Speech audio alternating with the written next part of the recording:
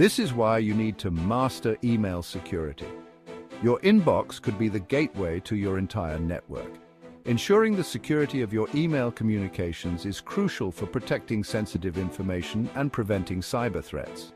Here are the key best practices for email security. First up, email filtering. Make sure to filter out malicious emails before they reach your users' inboxes. It's like having a bouncer for your email. Next, phishing awareness. Train your users to recognize and report phishing attempts. Knowledge is power. Attachment scanning.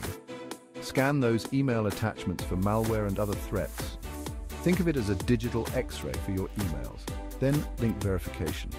Verify hyperlinks in emails to ensure they are safe. No more nasty surprises when you click.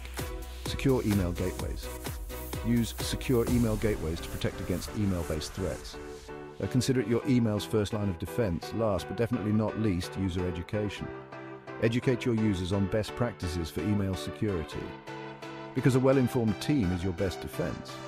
By implementing these email security best practices, you can significantly reduce the risk of email-based threats.